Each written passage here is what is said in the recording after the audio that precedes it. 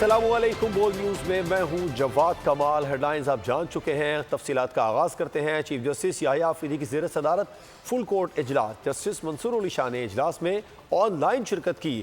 اجلاس میں ججز کے تحفظات سمیت مختلف عدالتی امور پر غور کیا گیا۔ اعلامیے کے مطابق اجلاس میں بیک لاگ میں کمی اور زیر التواء کیسز پر غور ہوا۔ رجسٹرار سپریم کورٹ نے مقدمات سے متعلق تفصیلات فراہم کی۔ جسٹس منصور علی شاہ نے مقدمات میں کمی کے لیے تجاویز پیش کی۔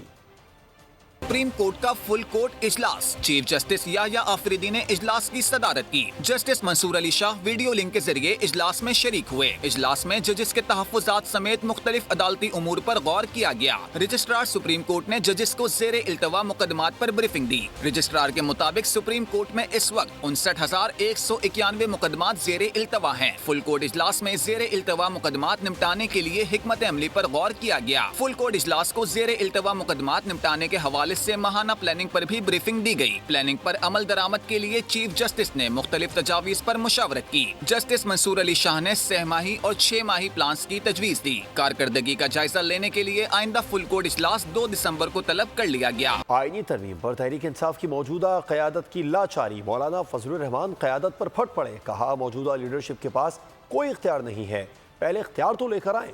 دعویٰ کر دیا کہ پی ٹی آئی ساتھ دیتی تو چیف جسٹس پاکستان مرضی کا ہوتا۔ رسی جل گئی بل نہ گیا، پی ٹی آئی کی ہٹ دھرمی سے اتحادی بھی نالاں۔ تحریک انصاف کے ساتھ سیاسی پرواز سے قبل مولانا نے شرائط عائد کر دیں۔ مولانا نے شکوہ کیا کہ موجودہ پی ٹی آئی قیادت کے پاس اختیارات نہیں۔ ترمیم کے معاملے پر بھی کمیٹی کے بائیکاٹ پر شکوہ کر دیا۔ جے یو آئی نے ناراضگی کا اظہار کرتے ہوئے کہا کہ آئینی ترمیم سے متنازع ترامیم نکلنے پر بھی پی ٹی آئی نے الگ راستہ کیوں چنا۔ پی ٹی آئی کے بااختیار اور فیصلہ ساز شخصیت کا نام بھی مانگ لیا۔ چیف جسٹس کی تقرری کے موقع پر پارلیمانی کمیٹی کے بائیکاٹ اور سولو فلائٹ پر بھی سوالات اٹھا دیے۔ گلے شکوے دور کرنے کے لیے دونوں جماعتوں کی جلد ملاقات متوقع۔ اسد قیصر نے جے یو آئی قیادت سے ملاقات کا وقت مانگ لیا۔ پی ٹی آئی پارلیمانی پارٹی نے جوڈیشل کمیشن کا حصہ بننے کی منظوری دے دی ہے۔ پارلیمانی پارٹی نے سیاسی کمیٹی کے فیصلے کی تائید کر دی۔ پی ٹی آئی پارلیمانی پارٹی اجلاس کے بعد رہنماؤں کی گفتگو۔ عمر ایوب خان کی قومی اسمبلی میں بریگیڈیئر اسلم گھمن کے حوالے سے چلنے والی خبروں کی تردید۔ کہا ایسی کوئی بات نہیں۔ بریگیڈیئر اسلم گھمن کو شو کاز نوٹس کے جواب دینے کا کہا ہے۔ سلمان اکرم راجہ نے کہا فیصل چودھری سے کوئی لڑائی نہیں۔ عامر ڈوگر بولے جوڈیشل کمیشن میں شرکت کرنے والے اراکین کے ناموں کی حتمی منظوری بانی تحریک انصاف ہی دیں گے۔ یہ فائل چل رہی ہے کہ جی پارلیمنٹری پارٹی میٹنگ سے ان کو بیٹھنے دیا بالکل غلط ہے، اور ابھی تک صرف شو کاز نوٹس ایشو ہے جس کی جواب دہی انہوں نے پارلیمنٹری پارٹی کو دے دی ہے، اور ساتھ بریگیڈیئر صاحب نے سیکرٹری جنرل صاحب کو فائل دی ہے۔ فیصل چودھری کے ساتھ ایک لڑائی چل رہی ہے، آپ کو کوئی لڑائی نہیں؟ سر جوڈیشل کمیشن کے پولیٹیکل کمیٹی کی میٹنگ بھی ہوئی تھی، اس میں بھی اکثریت نے یہی فیصلہ کیا، تو یہ مشاورت کا عمل جاری ہے۔ اب یہ کور کمیٹی میں بھی یہ فیصلہ جائے گا، اور کور کمیٹی سے بھی اس کی توثیق لے کر پھر حتمی نام سینٹ اور نیشنل اسمبلی کا ایک پینل پھر وہ ناموں کی حتمی منظوری دیں گے، اور پھر وہ 2 نام قومی اسمبلی سے اور سینٹ سے اسپیکر قومی اسمبلی کو بھجوا دیے جائیں گے۔ پی ٹی آئی پارلیمانی پارٹی نے جوڈیشل کمیشن کا حصہ بننے کی منظوری دے دی۔ پارلیمانی پارٹی نے سیاسی کمیٹی کے فیصلے کی تائید کر دی۔ اپوزیشن لیڈر عمر ایوب کی زیر صدارت پاکستان تحریک انصاف کی پارلیمانی پارٹی کا اجلاس ہوا۔ جاری اعلامیے کے مطابق بانی پی ٹی آئی کے خلاف قائم سیاسی مقدمات کی پیروی کے لیے قانونی حکمت عملی پر بھی غور کیا گیا، اور ملک بھر میں احتجاجی تحریک کی منظوری بھی دی گئی۔ جن ارکان نے پارٹی سے غداری کی ان کے خلاف سخت کارروائی کا فیصلہ کیا گیا۔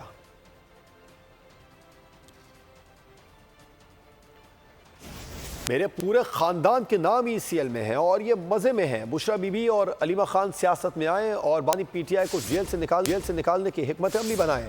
فواد چودھری کہتے ہیں پی ٹی آئی کا کوئی لیڈر کمروں سے نہیں نکل رہا، کارکنان عدالتوں میں دھکے کھا رہے ہیں۔ مزید کہا میرے لیڈر صرف بانی پی ٹی آئی ہیں، ان کے سوا کسی کو نہیں مانتے۔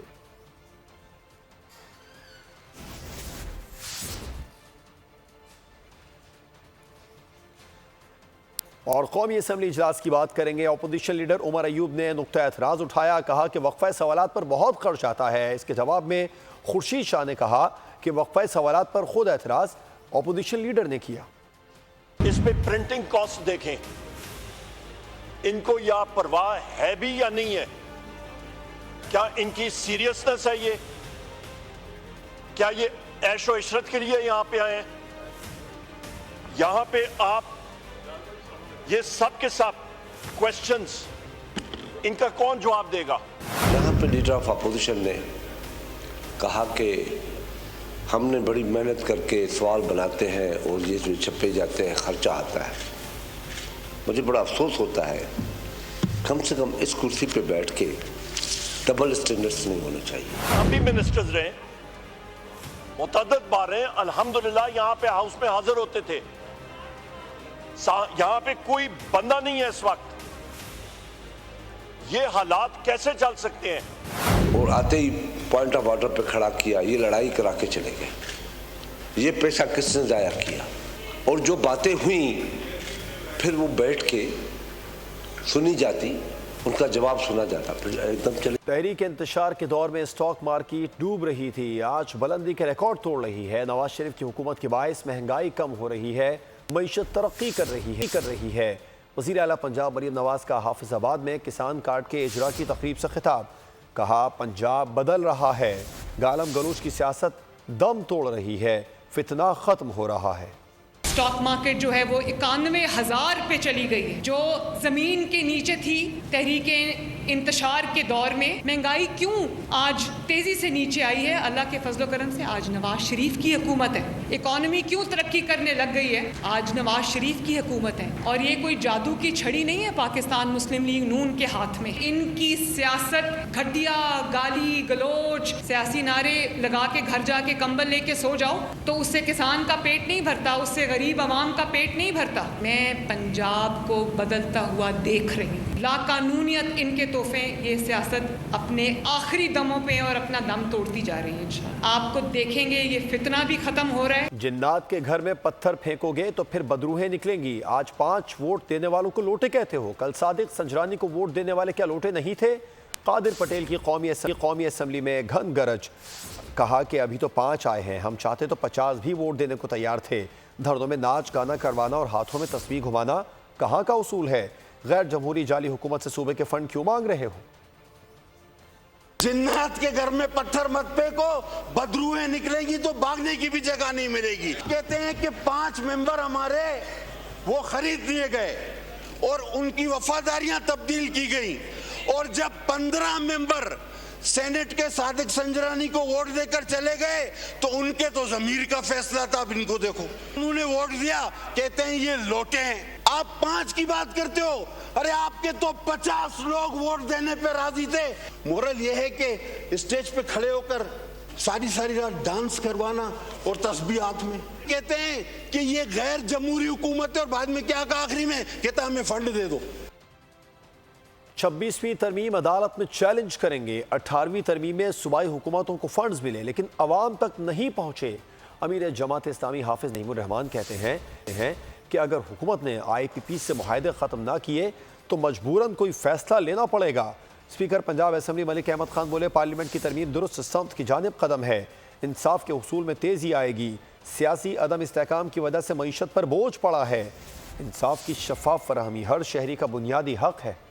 के हवाले से हमारी मुशावरत का अमल जारी है, एक फेज़ मुकम्मल हो गया है और अनकरीब इंशाअल्लाह चंद दिनों में हम जो है वो इसको चैलेंज करेंगे अदालत में। 18वीं तरमीम में सूबों को तो इख्तियार मिल गया और फंड मिल गए, लेकिन सूबों ने निचली सतह पर इख्तियार मुंतकिल नहीं किए। मेरा ये मानना है कि तमाम लोग जो इस आइनी तरमीम का हिस्सा रहे और इस आइन को 73 के आइन की असल सूरत में बहाल करने के लिए और चार्टर ऑफ डेमोक्रेसी जो कि मेन स्ट्रीम पोलिटिकल पार्टीज का एक प्लेज था, and as a matter of fact लिहाजा हमारा ये मुतालबा है कि जो IPPs हैं उनसे रिनेगोशिएट किया जाए।